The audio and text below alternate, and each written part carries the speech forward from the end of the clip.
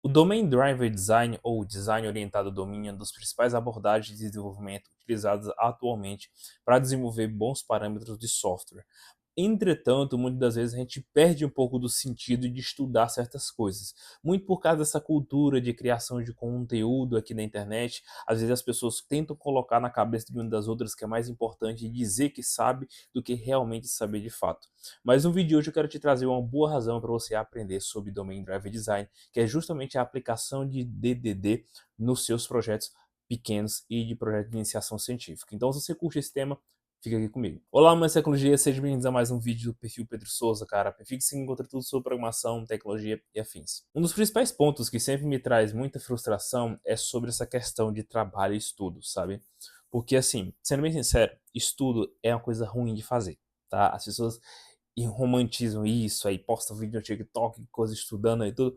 Mas sendo bem sincero, cara, o estudo é uma atividade altamente ingrata, tá? Porque na maioria das vezes você está tratando de receber uma recompensa tardia para algo que você está estudando ou está lendo. Na maioria das vezes você só vai ter uma recompensa palpável, isso se é que tem uma recompensa palpável, lá na frente, né? E às vezes você briga muito sobre essa questão de esperar, ter paciência, né? Então estudar, cara, não é uma coisa bacana, né? Eu sei que tem temas que a gente se instiga muito pra gente aprender, isso é fato. Mas assim, na maioria das vezes estudar não é algo bom, cara. Tá? Então, na maioria das vezes você também vai ser pago para estudar. Quando você entrar na sua primeira empresa, vai ter um processo ali que é o processo de discovery, que você vai lidar muito com isso, que é estudar uma aplicação, estudar um conceito da própria empresa. Então, esse processo todo é muito enfadonho, tá? E um dos principais problemas que a gente tem na sociedade atual, como já falei preliminarmente, é justamente esse ato de as pessoas quererem considerar que sabem sem saber de fato. É mais importante denominar que você sabe do que saber de fato aquele conceito. Então, isso entra de casamento com uma coisa que acontece muito, que é a criação dos projetos, né? A criação dos projetos quando a gente é programador iniciante. Quando a gente é programador iniciante, a gente fica procurando muitas das vezes muito projeto. E às vezes começa o projeto, inicia, desenvolve, mas chega ali do meio para o final, você desmotiva e o projeto, pum, acaba. Tá? Então, assim, o vídeo de hoje eu estou concentrado em trazer para você algumas vantagens de você usar o Domain Driven Design para o seu projeto, para tanto incentivar você a estudar mais sobre o Domain Driven Design, também incentivar você a terminar seus projetos. Tá? Eu sei que parte desse ato de você não querer terminar seus projetos é muito vergonha na cara. Tem muita gente que gosta de iniciar as coisas, mas não termina. Tá? Isso é questão de disciplina. Você só vai resolver com disciplina, não tem fórmula mágica para isso. Mas é claro, se você está querendo um incentivo, cara, esse vídeo pode ser justamente o ponto de virada para isso. Primeiramente, o que é o Domain Driven Design? O Domain Driven Design, cara, é uma abordagem de desenvolvimento baseada em domínio, né? O que é o domínio? Domínio é justamente o setor ou o tema que você está tentando desenvolver. Por exemplo, se eu tentar desenvolver um sistema de uma biblioteca, o meu domínio vai ser justamente essa parte de bibliotecas, de livros, literatura. Então, se eu estou desenvolvendo algo para o setor de metalurgia, vai ser justamente voltado para essa questão de materiais voltados para o setor de metalurgia, ferramentas de metalurgia, ferro, etc. Todo esse tipo de coisa. Isso é o domínio. Tá? E por que é interessante a gente definir o domínio e desenvolver um design de software baseado nesse domínio? Porque isso, primeiramente, vai além dos contextos simplificados e subjetivos que a maioria das pessoas costumam fazer. Sempre quando falo sobre DDD, começa a falar, não, DDD é bom para escalabilidade. Beleza, mas eu acho que vai muito além disso. Né? Eu acho que o DDD ele serve para solucionar vários problemas, e principalmente de ruído de comunicação, que acontece dentro dos sistemas de software. Um dos principais problemas que você vai ter, com toda certeza, em desenvolvimento de software é ruído, cara. Tá? É o disse e não disse que todo mundo fala, né? E que todo mundo tá ali ocupado nas suas funções, ninguém tem tempo para te ajudar, todo mundo deixa tudo nas suas mãos, principalmente aqui no Brasil, tá? Principalmente isso no Brasil é muito comum, pessoal, às vezes você está desenvolvendo alguma coisa, todo mundo deixa tudo na sua mão, ninguém ali se interfere, todo mundo sai de perto de você para você evitar pergunta. Então o Brasil ainda tem aquele senso meio colonialista de trabalho, né? E que tipo, você paga para fazer o seu trabalho e eu não me interfiro e nem quero ajudar, tipo isso. Você que é desenvolvedor de software vai ter que lidar muito com isso, tá? Então, isso é um dos fatos que o DDD resolve, esse ruído de comunicação. Ele integra vários setores da empresa na construção disso, não é algo isolado, sabe? Não é só a pessoa pegar, como acontece muito, a pessoa, você entra na empresa, para desenvolver um sistema, a pessoa pega e entra na sala 5 minutos, te explica como resolve e pronto, vai embora. Vai tomar o café dela, vai tomar a água dela, vai fofocar lá na cantina, esse tipo de coisa. O DDD serve para isso também. Ele serve para evitar esse tipo de falha processual, que é todo mundo abandonar o sistema de software deixando na mão de uma só pessoa. Ele integra vários setores da empresa. Ele vai pegar a parte de desenvolvimento, vai pegar também a parte de negócio e vai juntar os dois em uma linguagem só. Tá? Ele vai criar uma linguagem onipresente, a fim que funcione tanto para um como para outro. Entende? Então eu acho que o DDD ele é muito mais útil do que as pessoas costumam dizer. Mas aí, quando você lida com um projeto pequeno, uma das principais vantagens que o DDD vai trazer, com toda certeza, é você ver o software pela visão do cliente. Os principais erros que o desenvolvedor tem, e eu estou trabalhando nisso agora para evitar fazer isso, é que a gente sempre tem solução para o problema dos outros, mas nunca tem solução para a gente, sabe? Desenvolvedor tem muito disso. Cara, às vezes eu já lidei com vários cenários que era o seguinte: você entra numa empresa e às vezes o cara tá se queixando do modo processual que as coisas são definidas na empresa. Né? E às vezes você sabe que tem uma solução para isso. Pô, cara, posso desenvolver um software e tal, usa o software tal para esse teu problema aqui e tudo. E às vezes o cara não quer usar. Aí a gente fica naquela, pô, o cara não quer usar o sistema, tal, o cara tá, a solução tá aí. Mas você vai ver, às vezes ele já tentou colocar um sistema de software, ele já tentou utilizar esse software que você já falou, tá? Às vezes ele tem dificuldade de leitura, às vezes ele tem dificuldade de interpretação, entendeu? Então, às vezes um dos principais falhas que a gente comete quando inicia um projeto novo, tanto para a gente como para cliente, é isso: a gente não aprende a ver o problema pela visão do cliente, tá? E o DDD vai justamente permitir que isso aconteça, porque você vai estar ali entrando um pouco do cenário do cliente para entender como ele pensa e como ele denomina as coisas, né? Quais essas terminologias que ele usa. Então, de certa forma, você vai estar dentro do universo do cliente. Isso facilita muito na hora do desenvolvimento. Esse ato de desvirtualização do problema é uma coisa que às vezes a gente aprende dentro da academia. Quando a gente entra muito na academia, é comum que a gente tenha aquele hábito que é de justamente conversar somente com gente que é do nosso setor, da nossa área. E o que acontece é que você para de pensar, para de tentar emular como o cliente pensa, sabe? E o DD dele serve justamente para isso, para trazer um pouco do universo do cliente para o universo de desenvolvedor.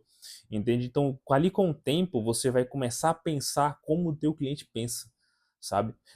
Eu vejo que muito projeto iniciante, de programador iniciante, tem esse problema. Às vezes, projeto de iniciação científica. O cara tem uma solução que ela funciona, entretanto, ela não funciona melhor porque a pessoa não pensa como o cliente pensa. Pensa somente a nível acadêmico barra desenvolvimento. Entende? Então, assim, às vezes você perde uma oportunidade gigantesca de fazer um grande negócio por causa que você está sempre focado somente na visão do desenvolvedor.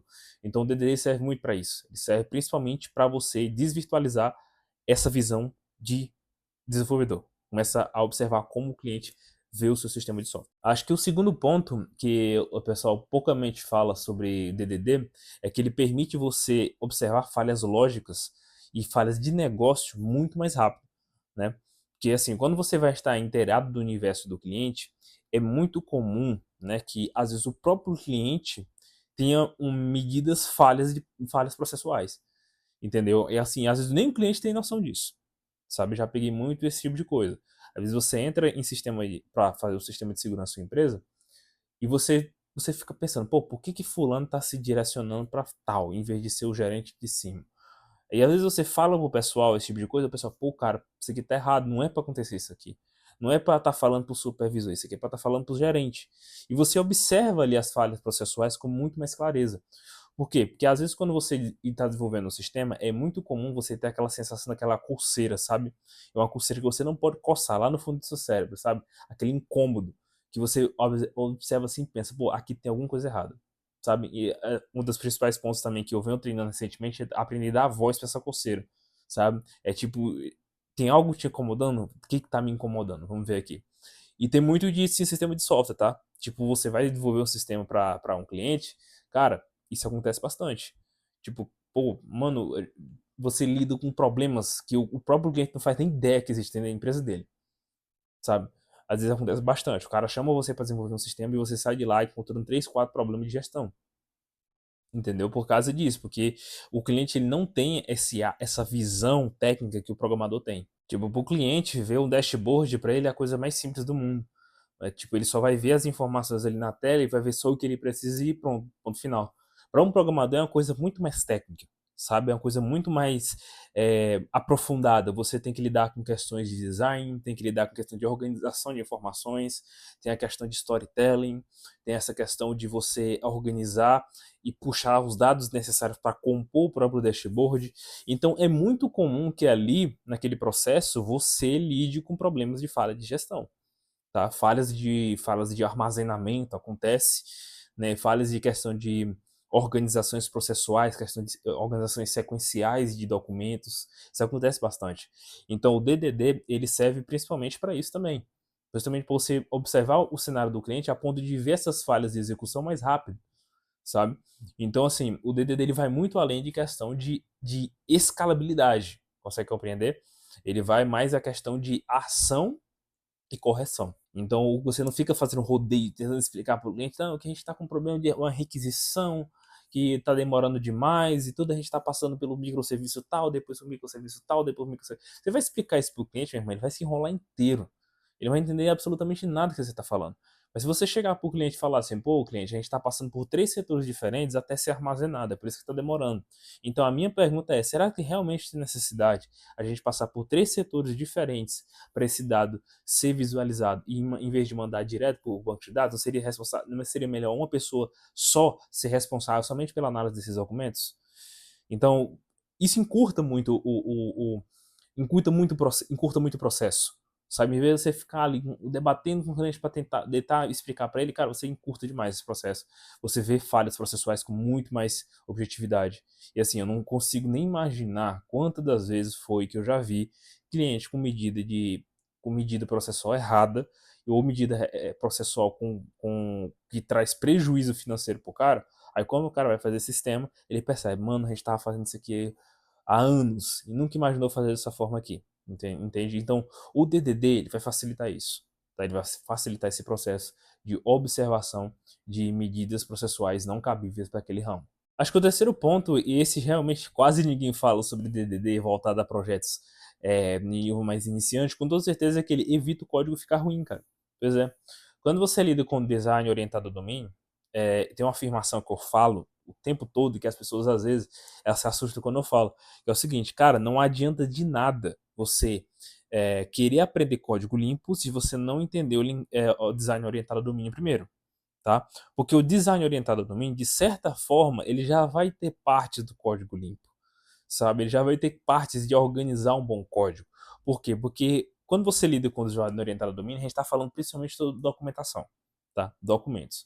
E os documentos, na maioria das vezes, eles são, na verdade, um complemento do que o código fala, tá?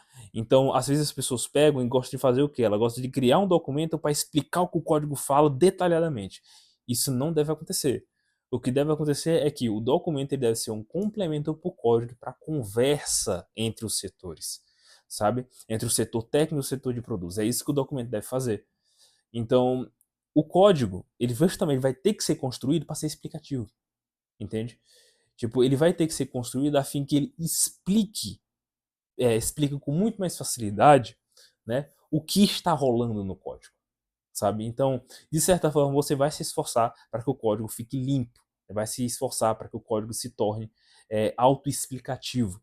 Então, as medidas voltadas ali para melhor desenvolvimento de código e orientação dentro do código, você vai melhorar sua arquitetura, vai melhorar sua escrita, sua sintaxe, vai melhorar o nome de suas variáveis, funções, métodos, etc. Tá? Porque você justamente tem essa preocupação que o documento não vai explicar tudo. Tá? O que vai acontecer é que o código vai ter que se explicar sozinho e o documento vai servir somente como complemento para isso. Normalmente o documento vai ser nem usado pelo pessoal do time técnico, vai ser utilizado justamente pelo pessoal de produtos ali que não tem nada a ver com programação, sabe? Então, esse é um ponto interessante que as pessoas normalmente nem falam. E assim, essa capacidade de tornar o código expressivo, ela é uma coisa que você vai desenvolvendo com o tempo a ponto que você vai desenvolver, por exemplo, um ML, né, que do próprio sistema, e você não vai cometer aquela falha, né, de tentar explicar detalhes o que acontece dentro do sistema, o usuário ver e tudo. Às vezes o pessoal quando define um ML, quando define o ML, o que acontece? O pessoal tem a mania de criar diagramas e modelos complexos, que é super complexo para explicar tudo o que acontece no sistema. Cara, modelo não é feito para isso, tá? Modelo e diagrama não é feito para isso. Não é feito para ser detalhista. Ele é feito justamente para, principalmente o diagrama. O diagrama é uma esboço de ideias. É tipo isso. O modelo ele é uma explicação do que acontece com o sistema sem muitos detalhes, tá? Então, de certa forma, o código vai ter que ser a documentação principal. Não estou falando que ele é a documentação única, não é isso. Vai ter a documentação escrita? Vai, mas ainda vai ter que ter o código, e o código vai ter que ser autoexplicativo. Então você entende o que eu quero dizer? Que o código ele precisa ser expressivo, entendeu? Ele precisa ser expressivo na maioria das vezes, porque se ele não for expressivo, todos os outros métodos de documentação eles se perdem, entendeu? Então, quando você tem um projeto de iniciante, um projeto sendo criado desde o zero, é muito comum isso acontecer. Chega num nível de complexidade em que a coisa fica insustentável e você desmotiva. Você acaba desmotivando mesmo, entendeu? Porque você está mais ali ocupado, né, em resolver problemas do teu próprio código, do que solucionando o problema do cliente. Entendeu? Aí a gente vem para aquele argumento subjetivo de expansão, né? Se o código um dia, se o sistema um dia, né? Se o sistema um dia expandir, você vai ter problemas, né? Porque eu não gosto de me limitar o Domain Driven Design somente esse argumento. O pessoal às vezes costuma dizer, não, se o sistema crescer, escalabilidade. Pô, tem sistema que não escala. Tem sistema que não escala. Tem sistema que vai ser utilizado por máximo 10 pessoas no máximo do máximo. Entendeu? E acontece, pô. Às vezes tem sistema que não escalam de jeito nenhum. Entendeu? E não são feitos para escala. Né? Às vezes é um sistema que ele é utilizado para ser usado dentro do setor, que vai ser usado ali por pouquíssimas pessoas. Aí você vai estar definindo método de escalabilidade, não sei o que, vou colocar Kubernetes, vou colocar Rabbit, eu coloco Rabbit, vou colocar K8s e tal. Não, não entendeu? Não vai adiantar, pô. Não vai adiantar. É um argumento subjetivo, sabe? E assim, um dos principais argumentos de Domain Driven Design é essa questão de escalabilidade. A pessoa sempre fala, né? Então, assim, às vezes o código ele não vai ser escalável, mas o código ele precisa ser explicativo, entendeu? Ele precisa ser autodescritivo e expressivo, entendeu? Então, o Domain Driven Design ele vai servir justamente para isso, para solucionar esse problema de expressão que o código precisa fazer. Então, pessoal, esse foi o vídeo de hoje. Eu espero que vocês tenham gostado, principalmente sobre essa parte aí de projetos. Eu sei que tem muita gente que tenta iniciar projeto e às vezes falha por causa disso, desmotiva, o projeto fica complexo demais, a pessoa se desorganiza e etc. Tá? Então, considerando esse vídeo, eu acho que ele vai ser de grande valia para você que quer iniciar seu projeto aí, tanto para o mercado, como também para teus clientes também. Então, se você gostou do vídeo, cara, não esquece de me seguir em todas as minhas redes sociais, que vai estar aqui na descrição. Que lá você encontra muito mais conteúdo parecido com esse. Então, valeu, fui e continue firmes.